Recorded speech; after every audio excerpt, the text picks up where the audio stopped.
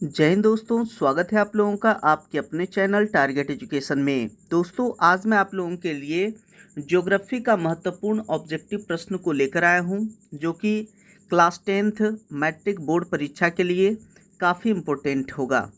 तो दोस्तों, इसे आप शुरू से अंत तक जरूर देखें। अगर आप मेरे चैनल पर नए हैं तो चैनल को सब्सक्राइब जरूर कर लें, बेल आइकन जरूर दबाइए ताकि किसी प्रकार की महत्वपूर्ण वीडियो की नोटिफिकेशन आप लोगों तक आसानी से पहुंच सके।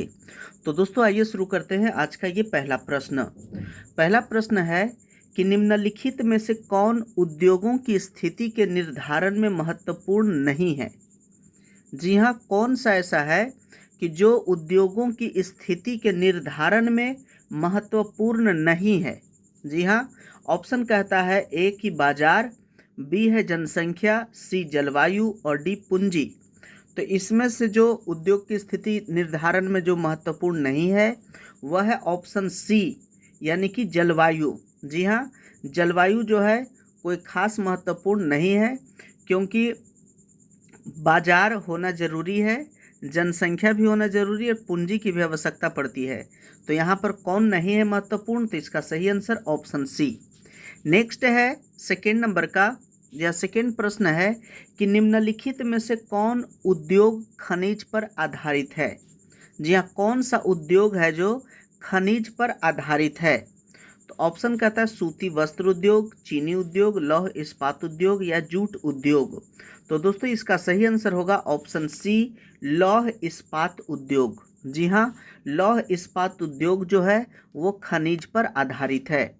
नेक्स्ट है तीसरा प्रश्न कि निम्नलिखित उद्योगों में से कौन सी कृषि पर आधारित नहीं है।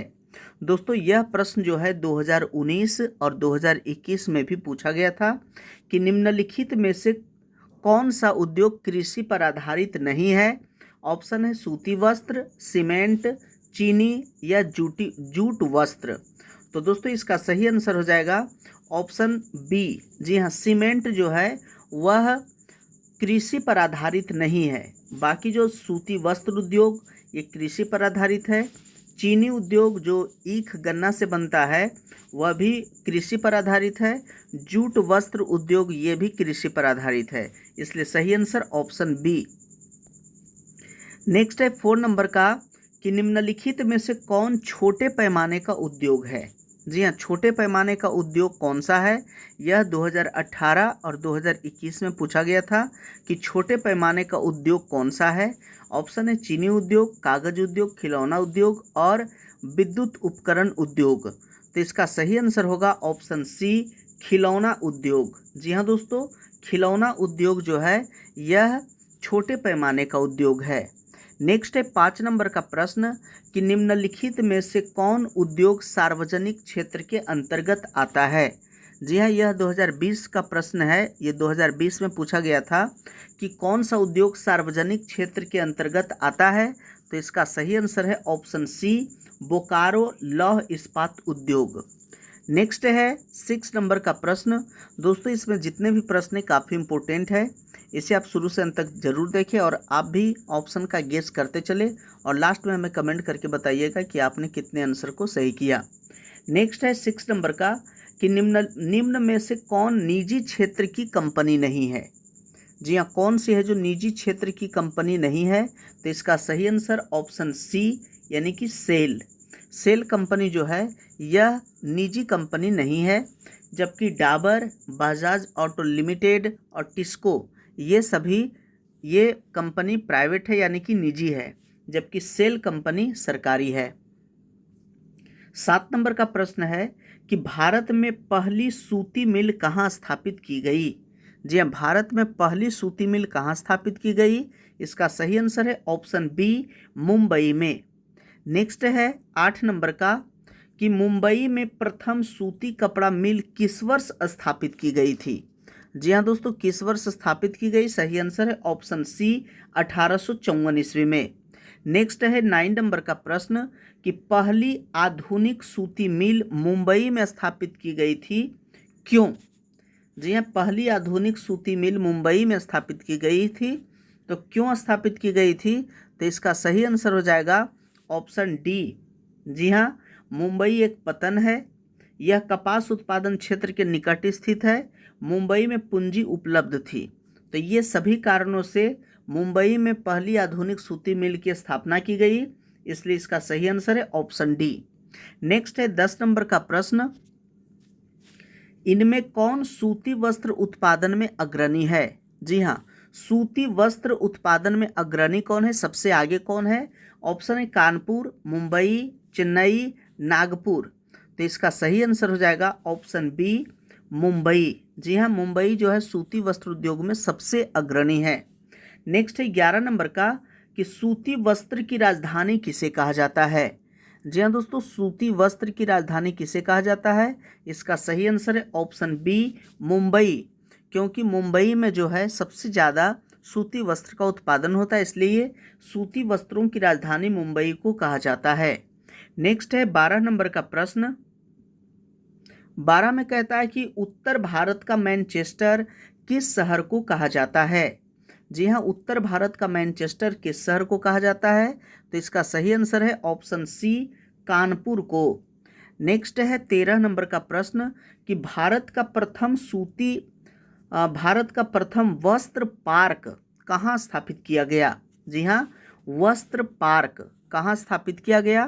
तो इसका सही आंसर है ऑप्शन डी, तमिलनाडु में। जी हाँ दोस्तों, प्रथम वस्त्र पार्क स्थापित किया गया था तमिलनाडु में। नेक्स्ट है 14 नंबर का कि हुगली औद्योगिक प्रदेश का केंद्र कौन सा है? जी हाँ, हुगली औद्योगिक प्रदेश का केंद्र कौन सा है? तो इसका सही आंसर है ऑप्शन डी, ये कोलकाता और हावड़ा। जी हाँ, कोलकाता, हावड़ा। नेक्स्ट है 15 नंबर का प्रश्न कि ऊनी वस्त्र के उत्पादन में किस राज्य का प्रथम स्थान है? जी ऊनी वस्त्र, जी हाँ, सूती वस्त्र में सबसे आगे मुंबई है, लेकिन ऊनी वस्त्र के उत्पादन में कौन सा राज्य प्रथम स्थान पर है? तो इसका सही आंसर होगा ऑप्शन सी, पंजाब। नेक्स्ट है 16 नंबर का कि पश्मीना ऊन किस जानवर की बालों से प्राप्त किया जाता है? जी हाँ, पश्मीना ऊन कौन सा जानवर के बालों से प्राप्त किया जाता है? तो इसका सही आंसर हो जाएगा ऑप्शन बी, यानी कि बकरी के बालों से पश्मीना ऊन बनाया जाता है। नेक्स्ट है 17 नंबर का कि निम्न में से कौन सा राज्य नारियल जटा उद्योग में अग्रणी है? जी हाँ, नारियल जटा उद्योग में अग्रणी कौन सा राज्य है? तो इसका सही आंसर हो जाएगा ऑप्शन सी, केरल। नेक्स्ट है 18 नंबर का, चीनी उत्पादन में कौन राज्य भारत में सबसे आगे है? जी हाँ, चीनी उत्पादन में कौन सा राज्य भारत में सबसे आगे है? तो इसका सही आंसर होगा ऑप्शन सी, महाराष्ट्र।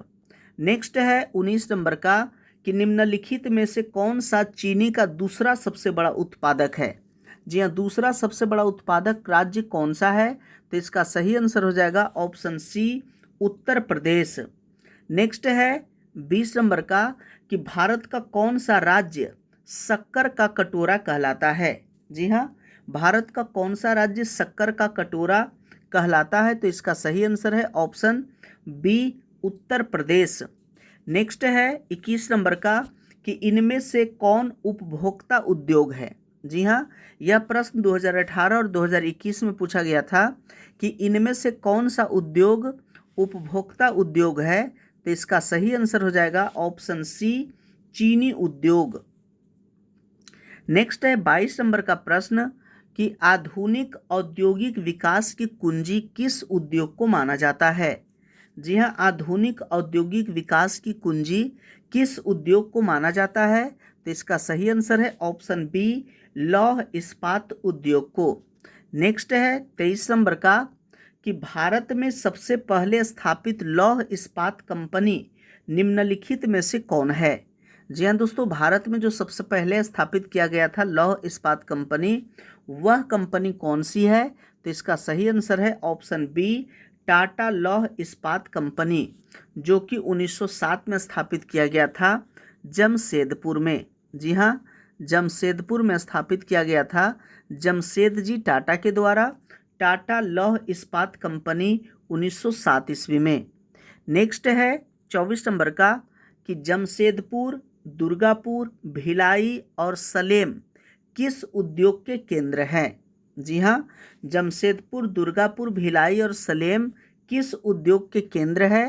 तो इसका सही आंसर होगा ऑप्शन सी, आयरन और स्टील का केंद्र है। नेक्स्ट है 25 नंबर का कि Tata iron and steel company की स्थापना की गई, तो कब की गई थी? काफ़ी इम्पोर्टेंट प्रश्न है, क्योंकि यह 2019, 2020 और 2021 में लगातार पूछा गया है कि Tata iron and steel company की स्थापना कब की गई थी। तो इसका सही आंसर हो जाएगा ऑप्शन बी, 1907 ईस्वी में। जी हाँ, जमशेद जी टाटा के द्वारा जमशेदपुर में स्थापित किया गया था Tata iron and steel company. Next है 26 नंबर का कि जमशेदपुर किस उद्योग के लिए प्रसिद्ध है? जी हाँ, जमशेदपुर किस उद्योग के लिए प्रसिद्ध है? तो इसका सही आंसर हो जाएगा ऑप्शन सी, लौह इस्पात के लिए।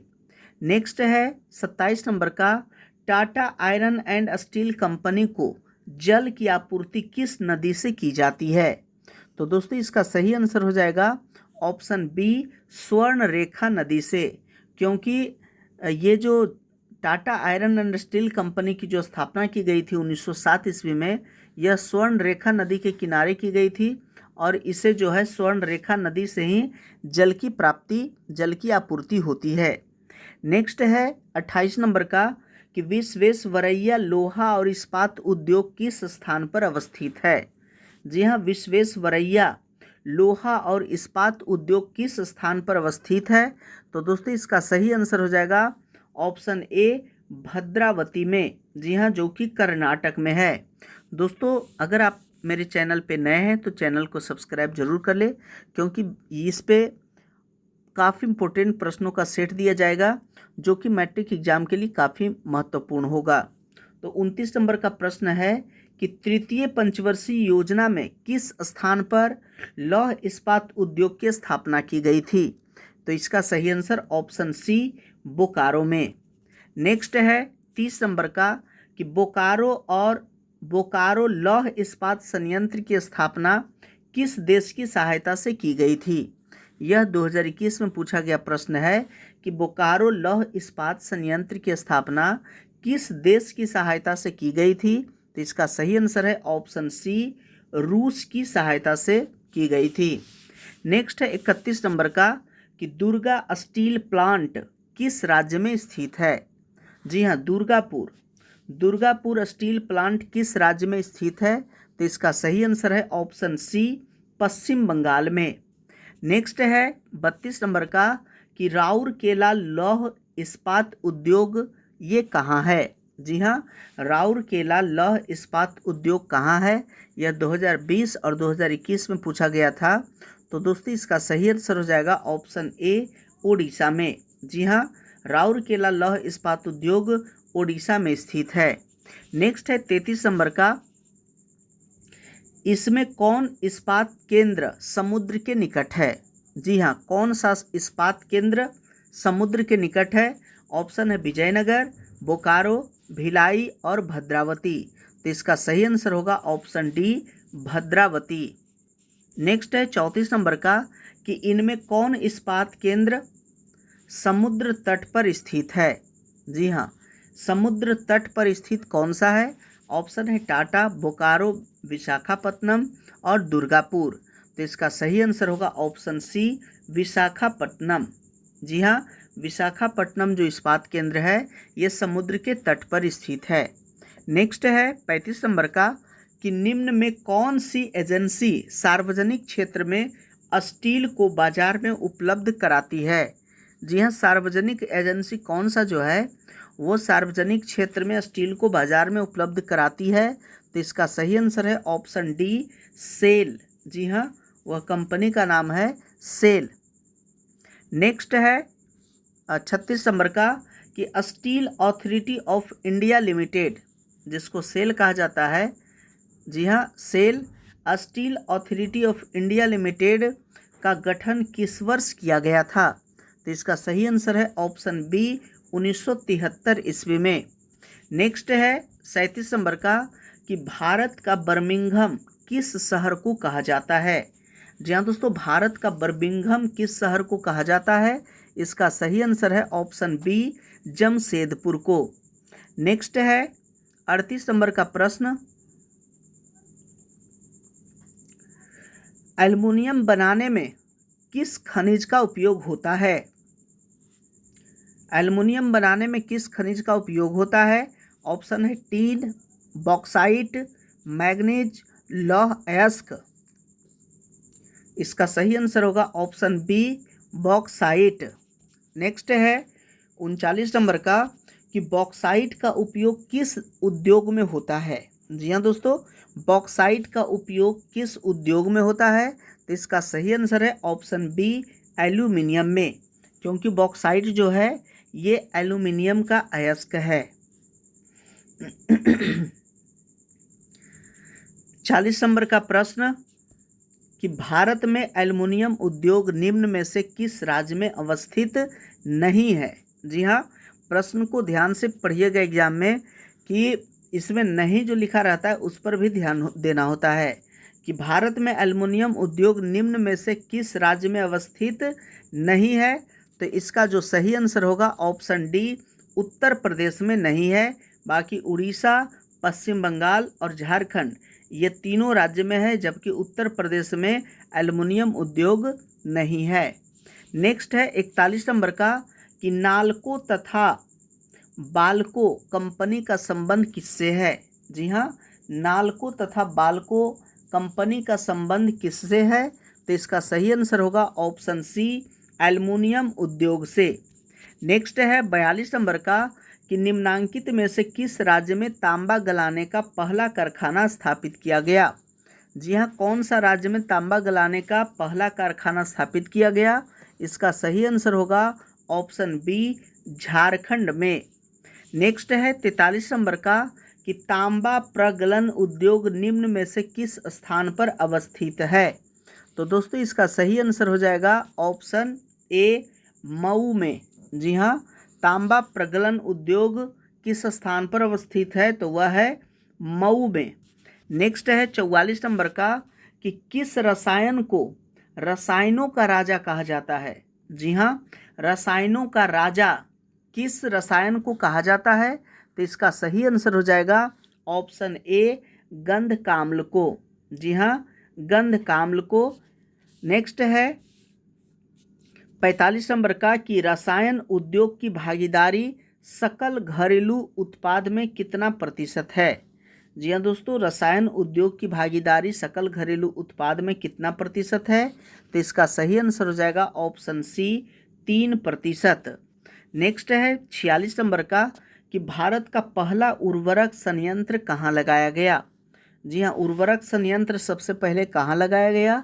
तो सही आंसर है ऑप्शन डी रानीपेट यानी कि तमिलनाडु में। नेक्स्ट है 47 नंबर का कि सिंदरी कहाँ स्थित है? जी हाँ दोस्तों, सिंदरी कहाँ स्थित है? झारखंड, पश्चिम बंगाल, छत्तीसगढ़ या उड़ीसा में? तो इसका सही आंसर होगा ऑप्शन ए झारखंड में।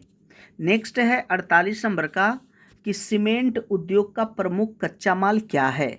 जी हाँ, सीमेंट उद्योग का प्रमुख कच्चा माल क्या है? यह 2017 और 2020 में पूछा गया था कि सीमेंट उद्योग का प्रमुख कच्चा माल क्या है? तो इसका सही आंसर हो जाएगा ऑप्शन ए चूना पत्थर। नेक्स्ट है 49 नंबर का कि निम्न में से किस स्थान पर रेल सवारी गाड़ी के डिब्बे का निर्माण किया जाता है? जी हाँ, कौन सा स्थान पर रेल सवारी गाड़ी के डिब्बे का निर्माण किया जाता है? तो इसका सही आंसर हो जाएगा ऑप्शन डी कपूरथला में। जी हाँ, कपूरथला में। नेक्स्ट है 50 नंबर का कि बिहार में किस स्थान पर सवारी गाड़ी के रेलवे डिब्बे बनाने का कारखाना निर्माणाधीन है? जी हाँ, रेलवे डिब्बे बनाने का जो कारखाना है वो अभी निर्माणाधीन है, यानी कि निर्माण कार्य चल रहा है। वो कौन सा स्थान है? तो इसका सही आंसर हो जाएगा ऑप्शन ए हरनौत यानी कि नालंदा। जी हाँ, हरनौत नालंदा में सवारी गाड़ी का रेलवे का जो डिब्बा है वो बनाने का कारखाना भी निर्माणाधीन है। दोस्तों इस सेट का जो अंतिम प्रश्न है 51 नंबर का कि तिपहिया स्कूटर बनाने में भारत का विश्व में कौन सा स्थान है? जी तिपहिया स्थान तिपहिया स्कूटर बनाने में भारत का विश्व में कौन सा स्थान है? तो इसका सही आंसर है ऑप्शन ए, प्रथम स्थान है। तो दोस्तों ये था ज्योग्राफी का काफ़ी इंपॉर्टेंट प्रश्नों का सेट। आशा करते हैं कि वीडियो अच्छा लगा होगा। यदि अच्छा लगा तो लाइक कीजिए, प्यारा सा कमेंट कीजिए, और अगर अभी तक मेरे इस चैनल को सब्सक्राइब नहीं किया तो चैनल को सब्सक्राइब जरूर कर ले, बेल आइकन जरूर दबाइए ताकि इसी प्रकार की महत्वपूर्ण वीडियो की नोटिफिकेशन आप लोगों तक आसानी से पहुंच सके। वीडियो देखने के लिए बहुत बहुत धन्यवाद।